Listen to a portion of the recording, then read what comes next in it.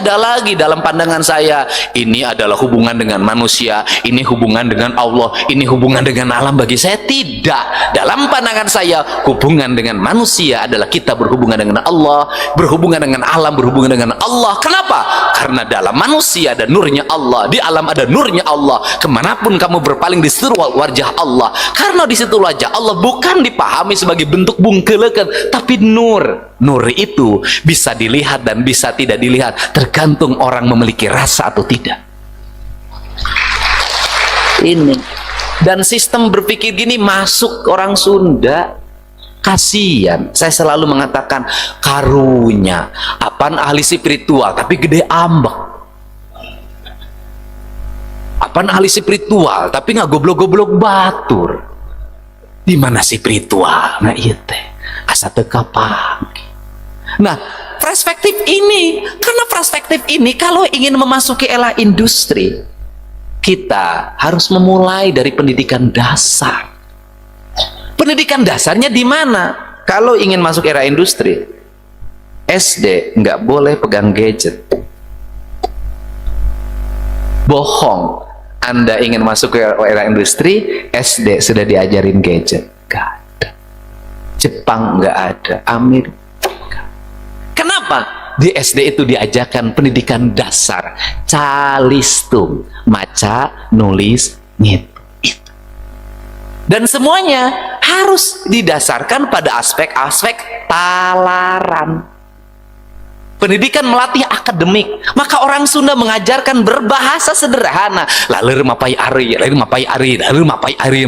Itu keterampilan berbicara agar motoriknya berjalan. Buruan kantor pacamat, buruan kantor pacamat, buruan kantor pacamat. Batokohok wadahut, batokohok wadahut, batokohok. Itu latihan.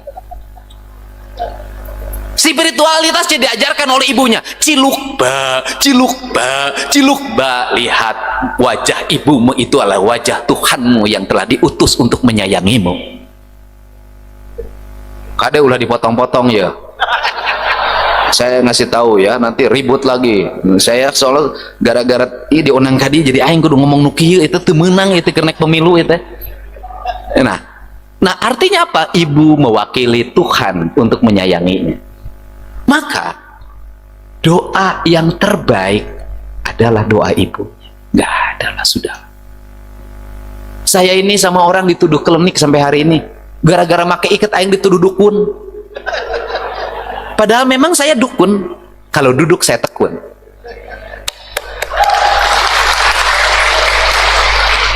Hanya dukun lah yang akan memenangkan pertarungan. Orang yang duduk dan tekun. Nah,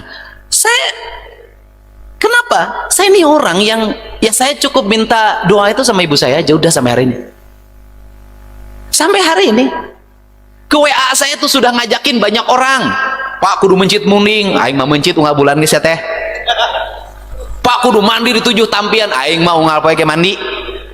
Pak ieu teh cenah kudu diwirid heula, unggal poe ge wirid. Saya tuh bandel, Pak. Enggak mau saya dari dulu. Dari dulu saya enggak percaya. Karena apa nggak percaya? Lamun si eta ahli pelet, pamajikanana gelis. Pamajikan kabogoh kau gelis kan kabogoh aing sebut ahli pelet. Lamun si eta ahli bisa ngajadikeun lurah, bisa ngajadikeun bupati, kulantaran nanya kasih eta nyalonnya sorangan. Sederhana. Tetapi aspek ini sudah diambil alih secara ilmiah. Saya percaya ilmiah. Siapa? Survei. Saya orang yang menggunakan metodologi akademis ini sebagai standarisasi saya. Gak ada tuh, bohong. Mau udah menjadi dukun, tak percaya. Dan saya termasuk teboga pananyaan, teboga guguruan. Guru aing mah alam kabeh ya guru aing. Dukun aing sahab purah pananyaan indung. Karena saya meyakini walaupun ibu saya sudah tidak ada, tinggal ada kuburannya, bagi saya dia tetap ada di hati saya dan selalu memberikan panduan. Itu hati sudahlah. Boleh dong saya punya keyakinan pada ibu saya. Nah, pendidikan ini perlu dibangun. Kenapa? Era hari ini, mohon maaf kita ngomong industri ketinggian. Era hari ini anak-anak SD 10 tahun ke depan kita akan miliki orang-orang yang tidak sabaran. Yang kalau ada kesulitan dia mudah frustasi, kalau ada kesusahan dia mudah minum mabuk, kalau ada problem dia mudah narkoba. Kenapa? Karena sejak kecil sudah tidak diajarkan lagi kesabaran. Angitan itu nggak apa-apa, memang tulisan bagus sudah ada di komputer, bener, saya tahu, tetapi saya termasuk yang sampai hari ini nulisnya jelek, maka saya ganti dengan yang lain metodologinya agar saya sabar gitu loh. Kenapa Deddy Mulyadi tekanan hidupnya tinggi, yang menghinanya banyak, diporo, diudag, ini nggak pernah berhenti? Saya tahu betul itu Allah menyuruh, karena saya sejak kecil nggak sabaran, saya harus ditekan oleh berbagai pihak agar saya hidupnya sabar. Sudah. Makanya saya selalu berterima kasih pada orang yang menghina saya. Nuhun tos ngahina abdi, sabab Persib jadi juara teh lamun menang lawan Bali United. Kan kita ini nggak boleh membenci pada orang yang menjadi rival kita, karena itu adalah tempat untuk kita menjadi juara. Sudah. Guru galak itu pokoknya engke lamun lulus kuliah cari guru yang paling galak, yang paling bawel, yang paling ngasih banyak tugas. Anda berucap terima kasih karena dialah yang paling menyayangi Anda. Dan Anda paling belakangan ke guru toleran. Niron diantep, bolos diantep, antep sih. Eta mah guru eta mah teu ngajarkeun sih, eta mah pupujieun. Penting. Makanya guru galak itu selalu menjadi kenangan bagi siswanya, kenangan. Berbahagialah yang punya istri galak. Kenapa? Itu Anda, dia itu sesungguhnya lagi mengajarkan Anda tentang kebaikan, lagi menjaga Anda, lagi bawel teras gitu. Pada akhirnya ganti, yaitu menyempurnakan diri.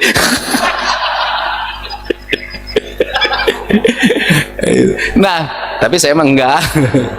Nah, ini penting. Jadi saya mah pada pokoknya nggak usah tinggi-tinggi, jauh-jauh lah. Abah TKN ngajarin kesabaran di Abah TKN, di Abah ya warisan ti Abah sadayana. Nges aya nama budak SD nges diajarkeun ngitung.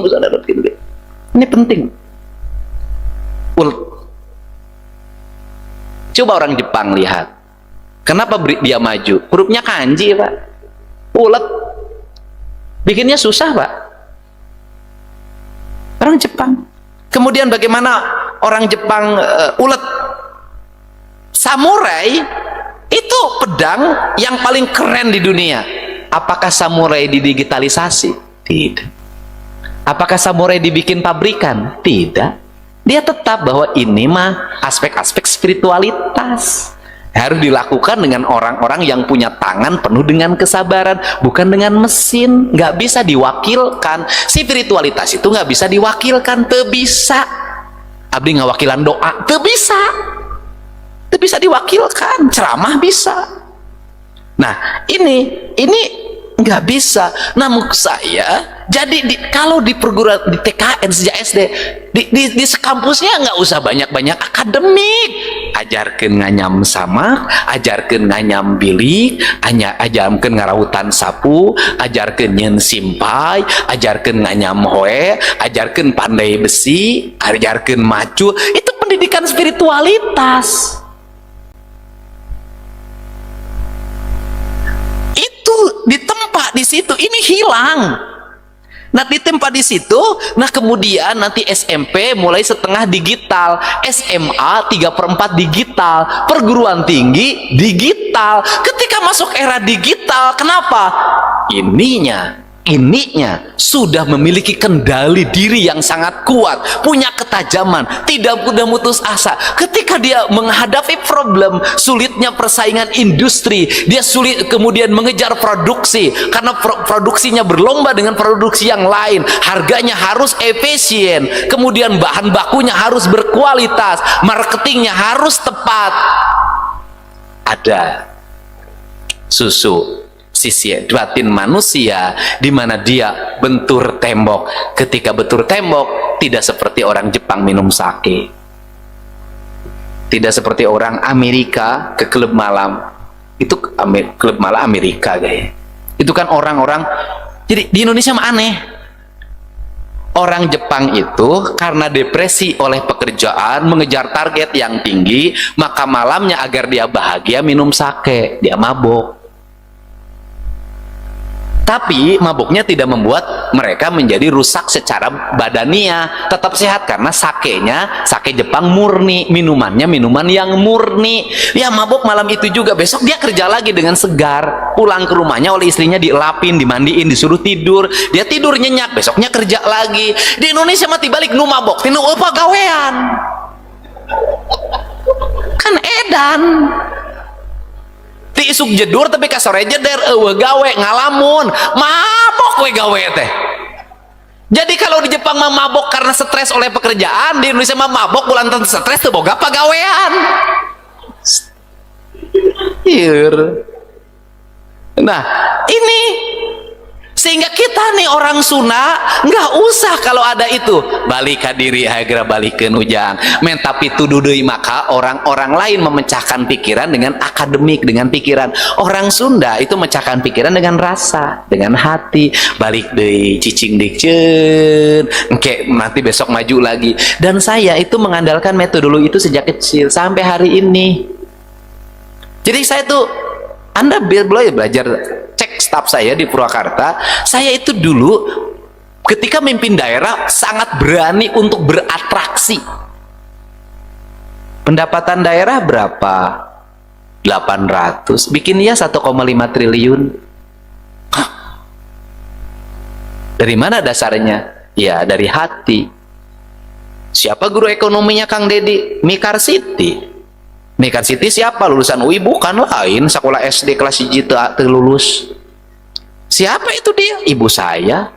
Kenapa disebut guru ekonomi? Teu jadi guru ekonomi kumaha? Inung aing anakna salapan, bapak aing gajihna ge leutik pisan teu mah jeung dahar sabulan, boga sawah ukur saparapat hektar, anakna kuliah KB, eueuh tanah nu kajua sajenggal-jenggal acan, berarti inung aing profesor. Bener tuh? Saya nanya yang lulusan akademik, sok. Guru ini di siapa? Abah. Apa guru-guru pesantren teh guru spiritual? Emang pesantren ngebangun pesantren aya RAB na pan eueuh. Emang pesantren ngebangun kampus aya budgetingna disimpan di bank pan eueuh. Eueuh. Kenapa gubernur, kenapa bupati tidak berani untuk berspekulasi membuat anggaran yang besar demi kepentingan rakyat? Kalau Anda punya keyakinan, hari ukur meyakin duit anu dinu kasma tuh tekudu sekolah S2 S3 tekudu make MM-an tekudu irob yakin ngabudakeun anak aing bisa nih yang ngabiakeun duit dinu kasma. Dia tidur nyenyak, besoknya kerja lagi. Di Indonesia mati balik nu mabok tinu apa gawean. Apa gawean, kan edan ti isuk jedur tapi kasore jeder eueuh gawe ngalamun mabok we gawe teh. Jadi kalau di Jepang mah mabok karena stres oleh pekerjaan, di Indonesia mah mabok bulan stres teu boga pagawean. Nah ini sehingga kita nih orang Sunda nggak usah kalau ada itu balik ke diri segera balikin ujang men, tapi tuduh deui maka orang-orang lain memecahkan pikiran dengan akademik, dengan pikiran. Orang Sunda itu memecahkan pikiran dengan rasa, dengan hati, balik deui cicing dikeun engke nanti besok maju lagi. Dan saya itu mengandalkan metodologi itu sejak kecil sampai hari ini. Jadi saya tuh, Anda belajar cek staf saya di Purwakarta, saya itu dulu ketika memimpin daerah sangat berani untuk beratraksi. Pendapatan daerah berapa? 800, bikin ya 1,5 triliun. Hah? Dari mana dasarnya? Ya dari hati. Siapa guru ekonominya Kang Dedi? Mikar Siti. Mikar Siti siapa? Lulusan UI bukan lain, sekolah SD kelas 1 teu lulus. Siapa itu dia? Ibu saya. Kenapa disebut guru ekonomi? Teu jadi guru ekonomi kumaha? Inung aing anakna salapan, bapak aing gajihna ge leutik pisan teu mah jeung dahar sabulan, boga sawah ukur saparapat hektar, anakna kuliah KB, eueuh tanah nu kajua sajenggal-jenggal acan, berarti inung aing profesor. Bener tuh? Saya nanya yang lulusan akademik, sok. Guru ini di siapa? Abah. Apa guru-guru pesantren teh guru spiritual. Emang pesantren ngebangun pesantren aya RAB na pan eueuh. Emang pesantren ngebangun kampus aya budgetingna disimpan di bank pan eueuh. Kenapa gubernur, kenapa bupati tidak berani untuk berspekulasi membuat anggaran yang besar demi kepentingan rakyat? Kalau Anda punya keyakinan, hari ukur meyakin duit anu dinu kasma tuh teu kudu sakola S2 S3 teu kudu make MMM-an, teu kudu irob yakin ngabudakeun anak aing bisa eunih ya ngabiakeun duit dinu kasma. Nggak bisa, Pak. Saya ini selalu dari rasa, dari keyakinan, belajar dari ibu saya, belajar dari kiai. Nah, para anggota DPRD kalau sudah dari kata kalangan pesantren masuk DPRD pakai keyakinan juga kayak guru.